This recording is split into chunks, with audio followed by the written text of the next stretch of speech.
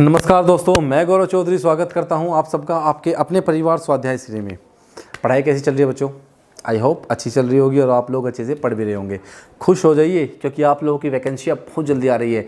लेखपाल की वैकेंसी आपका पैट का एग्ज़ाम हो ही गया है। अब लेखपाल की वैकेंसी जिसमें 25 नंबर की हिंदी आती है, क्या 25 नंबर की हिंदी आती है, और यूपी पुलिस कांस्टेबल जिसका इंतज़ार आप लोगों को हमेशा से रहता है, वो वैकेंसी जल्दी ही आने वाली है। यूपी पुलिस कांस्टेबल, ठीक है।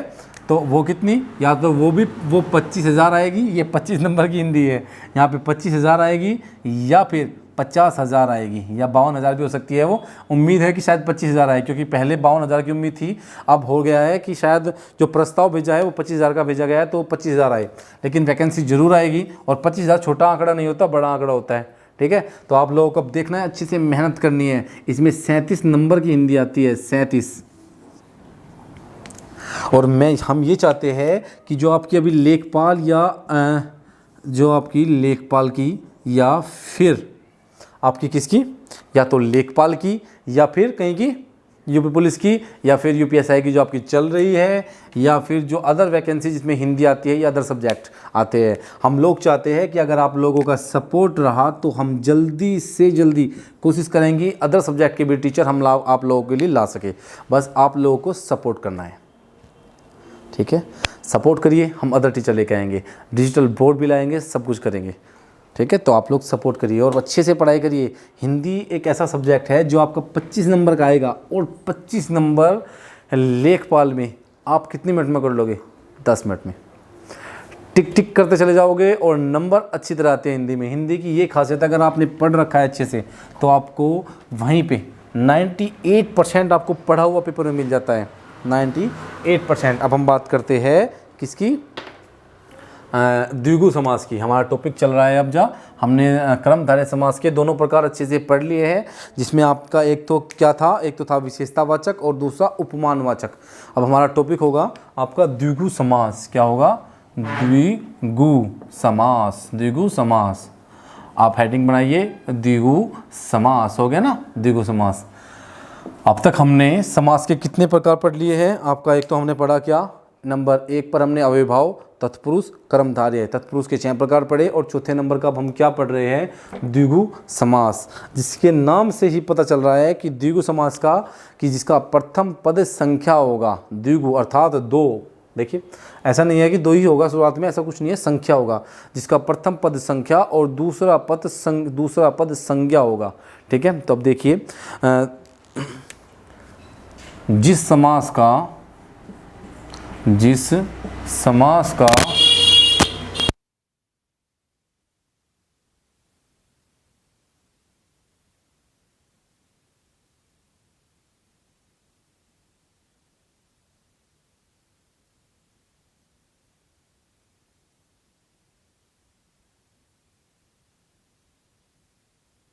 संख्यावाचक हो, जिस समास का प्रथम पद संख्यावाचक हो और दूसरा पद क्या, दूसरा पद क्या हो? संज्ञा हो, संज्ञा हो। प्रथम पद संज्ञावाचक और दूसरा पद संज्ञा हो, ठीक है, उसे क्या द्विगु समास कहते हैं। क्या कहेंगे? द्विगु समास।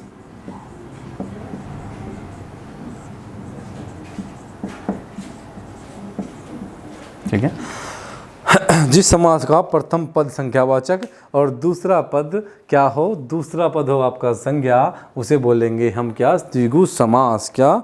द्विगु समास कहते हैं। कुछ एग्जाम्पल हम देख लेते हैं। दोपहर,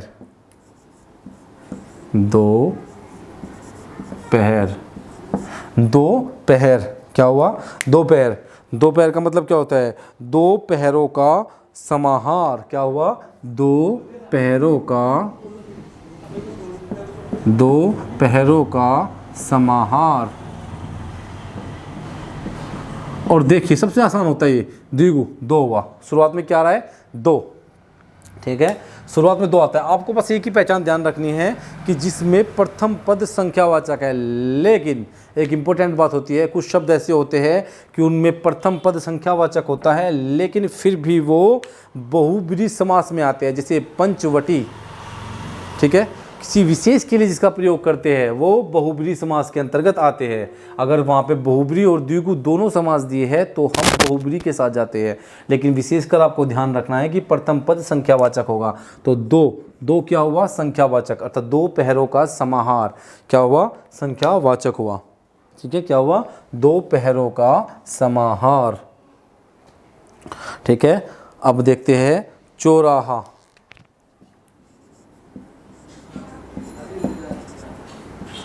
चौराहा क्या हुआ? चौराहा, लग रहा है ना संख्यावाचक, ठीक है ना, चौराहा। अब हम देखते हैं त्रिफला। क्या? त्रिफला।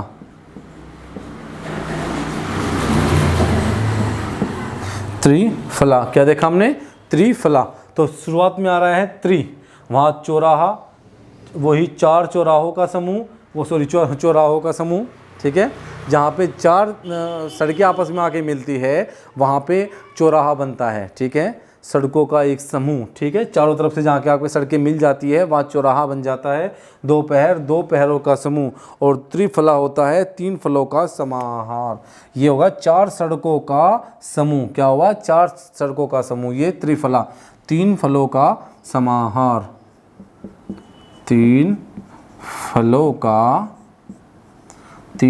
का समाहार। क्या हुआ? 3 फलों का समाहार, ठीक है बच्चों। हमें प्रथम पद को ध्यान रखना है, संख्यावाचक होगा, तो बहुत आसान होती है इसकी पहचान कि प्रथम पद संख्यावाचक होता है। अब बात करते हैं त्रिकोण।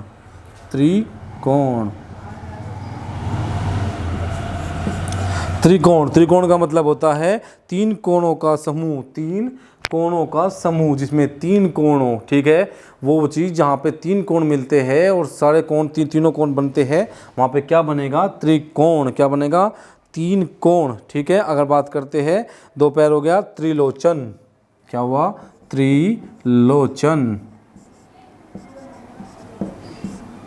3 लोचन है जिसके, ठीक है। क्या हुआ? 3 लोकों का समाहार, त्रिलोचन, ये नैन हो गया, 3 त्रिलोचन, 3 लोचन है जिसके अर्थात आँख, ठीक है, त्रिलोचन। या फिर बोलेंगे त्रिलोक। क्या बोलेंगे?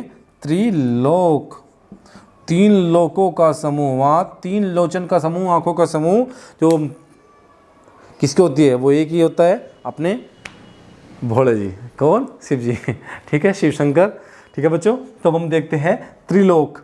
3 लोकों का समूह। मैं इनको इसलिए नहीं लिख रहा हूँ, इनकी पूरी डेफिनेशन में इसलिए लिख रहा हूँ क्योंकि हमें बस एक चीज़ को ध्यान देना है, 2 पहर, चौराहा, त्रिफला, आपका त्रिलोचन, त्रिलोक। हमें महसूस हो रहा है, खुद अपने आप पता लग रहा है कि 3 अर्थात संख्या की बात कर रहा है। क्या?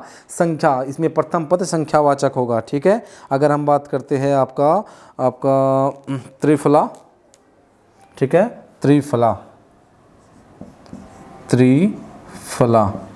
क्या हुआ? त्रिफला। क्या हो गया? ये हो गया आपका त्रिफला, ठीक है। त्रिभुज।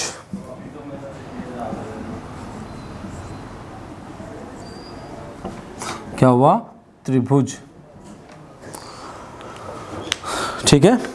तो ये आपने अच्छी तरह देख लिया होगा कि द्विगु समास में प्रथम पद संख्यावाचक होगा। कैसा होगा? प्रथम पद संख्यावाचक होगा, प्रथम पद संख्यावाचक होगा, ठीक है। और दूसरा पद संज्ञा। आपको इंपॉर्टेंट ध्यान देना है कि प्रथम पद संख्यावाचक होगा। आप इस पे ध्यान दीजिए, अच्छी तरह से आपको समझ में आ जाएगा। एक्स्ट्रा कुछ नहीं करना, क्योंकि किसी को भी प्रोफेसर नहीं बनना, जॉब चाहिए अच्छे से। जॉब होगी तो सब कुछ होगा। देखिए 2 पहर, ठीक है, त्रिफला, चौराहा, त्रिलोचन, त्रिफला, त्रिलोक, त्रिभुज, त्रिलोक, ठीक है। अब पंचवटी बीच में लिखिए आप, पंचवटी, ठीक है, पंचवटी, क्योंकि 5 हो गए ना इसमें भी, पंचवटी, 5 कुटिया का समूह, ठीक है। पंचवटी किसी विशेष के लिए प्रयोग करते हैं। वैसे पंचवटी एक स्थान का नाम है, जो विशेष स्थान है पंचवटी, ठीक है ना, जहाँ पे राम सीता जी जाकर रहे थे। पंचवटी वो विशेष स्थान है। लेकिन अगर आपको बहुब्रीहि समास उसमें नहीं दिया गया, आपको द्विगु दिया गया है, तो उसको आप द्विगु में ही रखेंगे। अगर द्विगु और बहुब्रीहि दोनों दिए गए हैं तो आप उसको द्विगु में नहीं बहुब्रीहि में रखोगे। क्या? दोबारा देखिए, आराम से समझाता हूँ। अगर आपको ऑप्शन में दिया गया पंचवटी दिया गया और पहचानने के लिए दिया गया कौन सा समास है। पंचवटी में आपको 2 दिए गए, एक तो आपको दिया गया कौन सा, एक उसमें 2 ऑप्शन दिए गए, या तो बहुब्री या आपका अगर बहुब्री आया तो बहुब्री को क्लिक कर दो, अगर द्विगु आया द्विगु को, अगर दोनों आए द्विगु भी और बहुब्री तो बहुब्री के साथ जाना है, ठीक है। प्राथमिकता बहुब्री को दी जाएगी, ठीक है। ये हमारा कंप्लीट होता है। आप तिरंगा भी इसमें लिख सकते हो, क्या तिरंगा, क्या हुआ तिरंगा, क्या हुआ तिरंगा। सत सही, क्या सत सही, सत सही, क्या हुआ तिरंगा सत सही, ठीक है। ये सब कुछ हम अच्छे से आप लोगों को नोट करना है और हमारा द्विगु समास यहीं पे ख़त्म होता है, ठीक है। द्विगु समास को हमने अच्छे से कंप्लीट कर लिया है, आप लोग ने इसे अच्छे से पढ़ भी लिया होगा, अच्छे से आप लोगों की समझ में ये आ चुका होगा, ठीक है। अब हम बात करेंगे द्वंद्व समास की, द्वंद्व समास की, ठीक है। इसमें आपको पता चल गया कि पहला पद संख्यावाचक होता है। आपसे एग्जाम में यही पूछा जाएगा कि प्रथम वह कौन सा समास है जिसका प्रथम पद संख्यावाचक होता है, क्या होता है द्विगु समास, ठीक है। नोट कर लिया होगा, मैं इसको रफ कर देता हूँ। अब हम बात करते हैं द्वंद्व समास की।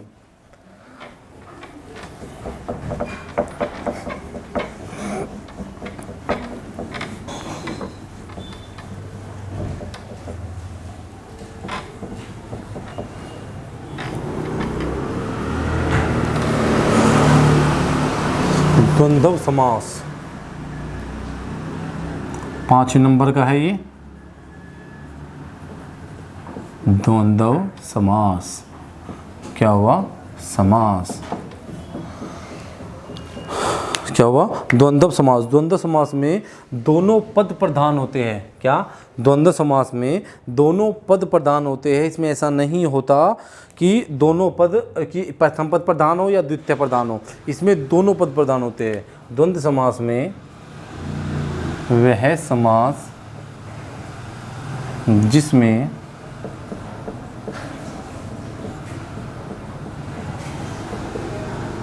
दोनों पद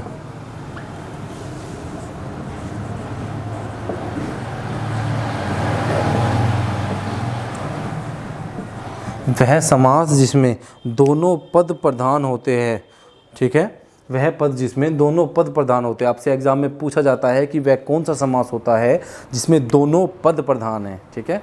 तो कौन सा है, वह द्वंद्व समास है,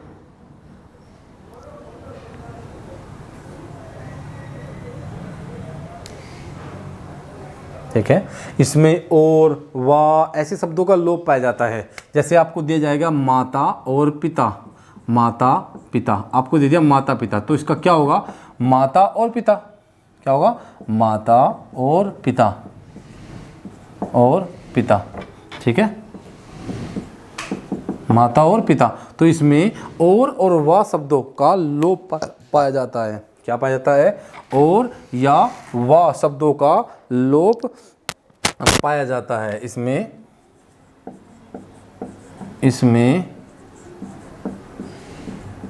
और या वा शब्दों का लोप पाया जाता है, और या वा आदि शब्दों का लोप पाया जाता है, आदि शब्दों का लोप पाया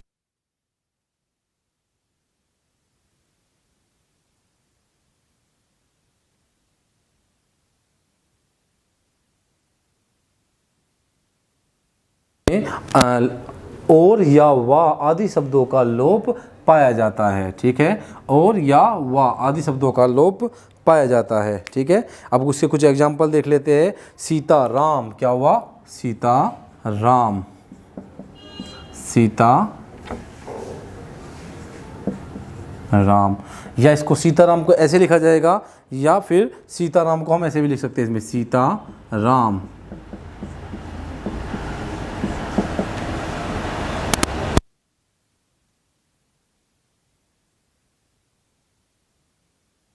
ये द्वंद्व समास है। अगर ये चिन्ह आता है, संयोजक चिन्ह इसको बोलते हैं, अगर संयोजक चिन्ह बीच में आएगा तो पता चल जाएगा कि ये द्वंद्व समास है। लेकिन अगर नहीं आता, ऐसे भी आता है तो कोई दिक्कत नहीं है, तो भी हो जाएगा। आप इसको बोलोगे तो आराम से हो जाए, सीता और राम, कितना आसान है ना।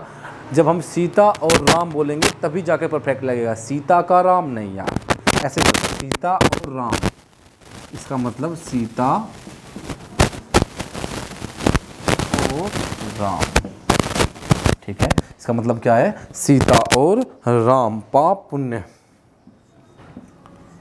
पाप पुण्य, क्या हुआ? पाप और पुण्य, पाप और पुण्य, क्या हुआ? पाप और पुण्य, क्या हुआ? पाप और पुण्य।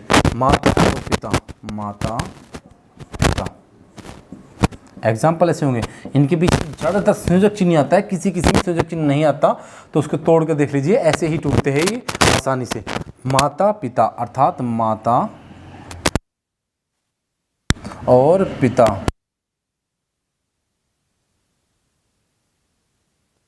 और पिता। ठीक है, भाई बहन और भाई, भाई बहन, भाई बहन, भाई और बहन, भाई और बहन, क्या हुआ? भाई और बहन। ठीक है, जब इनका संधि समास विग्रह करोगे तो यही आएगा, भाई और बहन। कितना आसान होता है इसको तोड़ना। माता और पिता, पाप और पुण्य, माता और पिता, भाई बहन, सीता राम, सीता और राम। मैं इसको रब कर रहा हूँ ताकि और अच्छे से आपको कुछ एग्जाम्पल बताया जा सके। ठीक है, भाई और बहन, तो कितना आसान होता है ना, इन द्वंद्व समास को पहचानना बहुत आसान होता है। वही शब्द आते हैं जो आपस में जुड़े होते हैं, जिनको बोलने पर आपको ओ की और की साउंड मिल ही जाएगी। ठीक है, जैसे घर द्वार, जैसे आया आपका घर द्वार, घर द्वार, घर और द्वार, घर और द्वार, क्या हुआ? घर और द्वार। ठीक है, घर और द्वार। दिवा रात्रि, दिवा, क्या होगा? दिवस और रात्रि, दिवा और रात्रि, अर्थात दिवस और रात्रि, दिवस और रात्रि। और की साउंड आपको बहुत आसानी से मिल जाती है। भाई माता और पिता, आपको बोले कि आपके घर में कौन कौन है, आप बोलोगे माता और पिता है, हम भाई और बहन है। आप आपसे बोले कि आप दोनों कौन हो, तो आप बोलोगे हम भाई और बहन हैं। ये दोनों कौन है, आप बोलोगे माता और पिता है। तो और की साउंड हमें मिल जाती है आसानी से। ठीक है, खाना पीना, क्या बोलते हैं? खाना पीना, खाना पीना, क्या बोलेंगे? खाना और पीना, क्या बोलेंगे? खाना और पीना। ठीक है, राधा कृष्ण, क्या बोलेंगे? राधा कृष्ण, राधा कृष्ण, राधा और कृष्ण, राधा और कृष्ण, राधा और कृष्ण। कितना आसान होगा ना। मैं चाह रहा हूँ कि एग्जाम्पल इतने अच्छे से आप लोगों को बता दूँ कि आप लोगों को अच्छे से समझ में आ सके। ठीक है, अब बात करते हैं पति पत्नी। पति पत्नी अर्थात पति और पत्नी,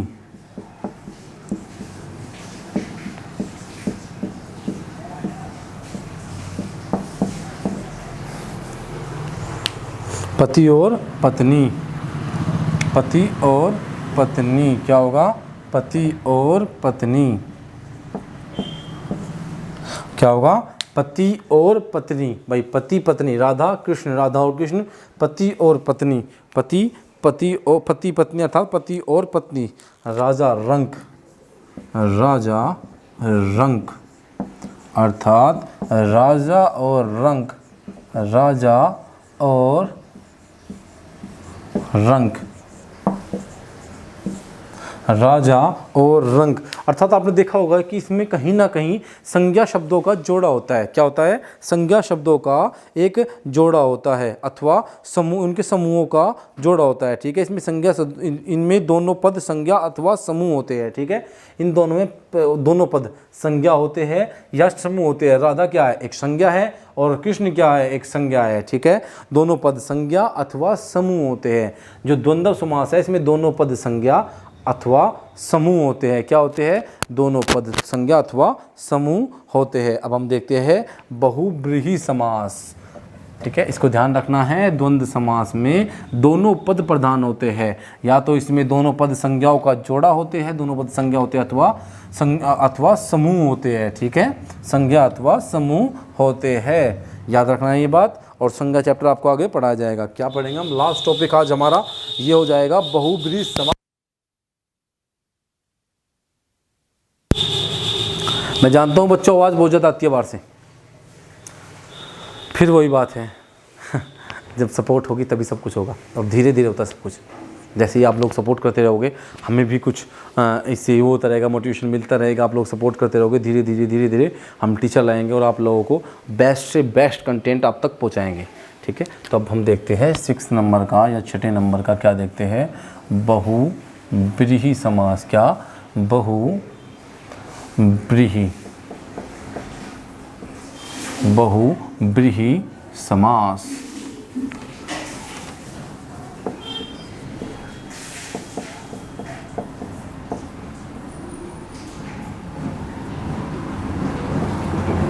बहुब्रीहि समास क्या हुआ? बहुब्रीहि समास दो शब्दों से मिलकर बना होता है। बहुब्रीहि समास दो शब्दों से मिलकर बना होता है और कोई तीसरा पद प्रधान होता है। क्या होता है? कोई तीसरा पद प्रधान होता है। बहुब्रीहि समास यह समास दो पदों से मिलकर बना होता है। पदों से मिलकर बना होता है।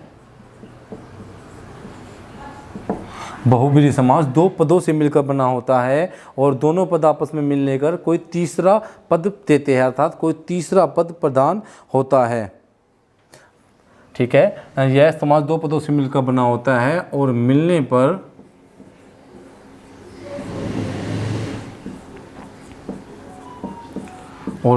पर विशिष्ट अर्थ देते हैं।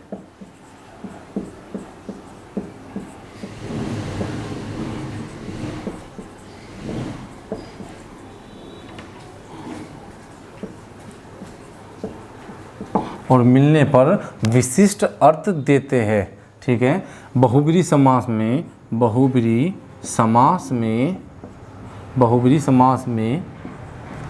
तीसरा पद प्रधान होता है। तीसरा पद प्रधान होता है। बहुब्रीहि समास में कोई तीसरा पद प्रधान होता है। क्या होता है? बहुब्रीहि समास में कोई तीसरा पद प्रधान होता है। इसमें उन शब्दों का मतलब कोई तीसरा पद वो पद होगा जो किसी अन्य के लिए प्रयुक्त नहीं होता।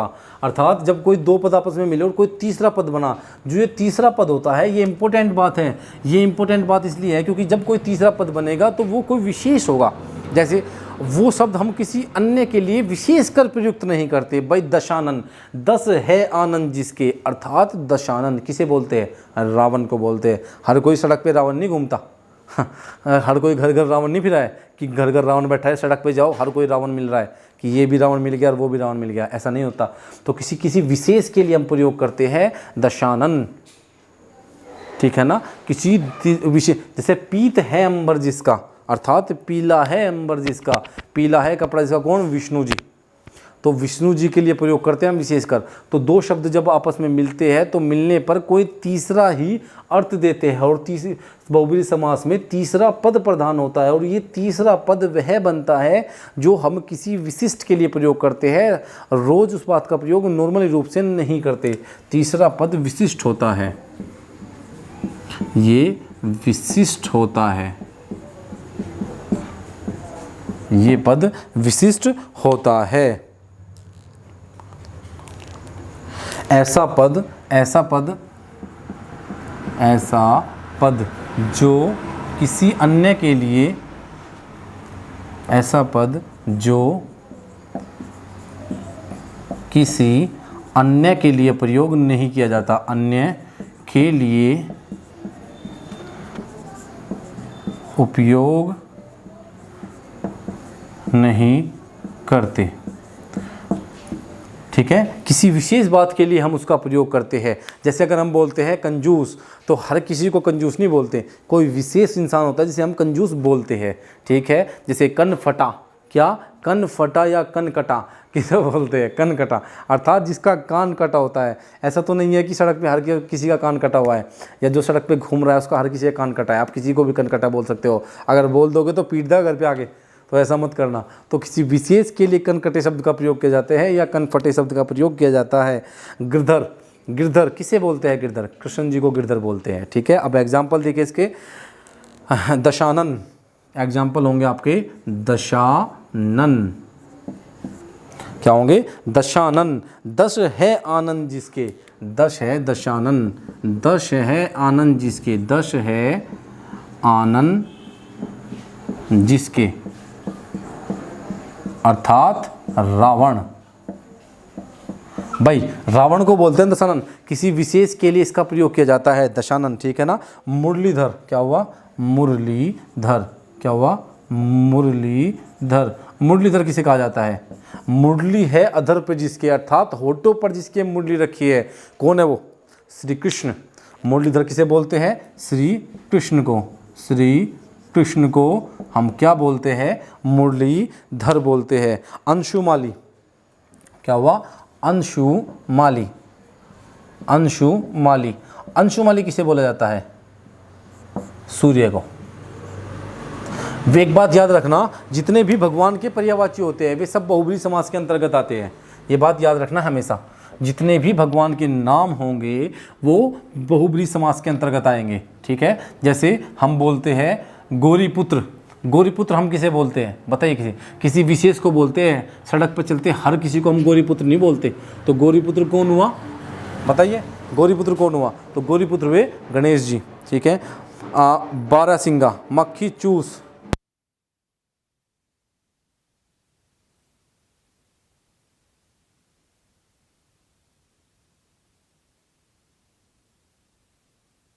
क्या हुआ? मक्खी चूस। बच्चों 1 मिनट,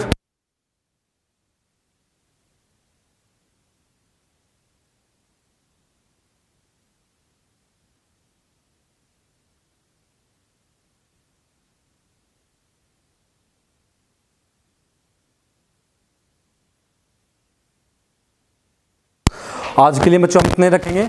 अगर आप लोगों की समझ में आया है तो लाइक करिए, शेयर करिए और सब्सक्राइब करिए चैनल को। जितना हो सकता है अपने दोस्तों तक पहुंचाइए, ज़्यादा से ज़्यादा। अपने परिवार, जो आपका परिवार है स्वाध्याय श्री, एक परिवार आपका घर होता है और एक आपका परिवार ये है जो आप जहाँ पे आप पढ़ाई करते हो, तो इसको ज़्यादा से ज़्यादा बड़ा करिए ताकि आप लोगों के और फ्रेंड बन सके और आपका परिवार ज़्यादा से ज़्यादा आप लोगों के लिए अच्छा कर सके।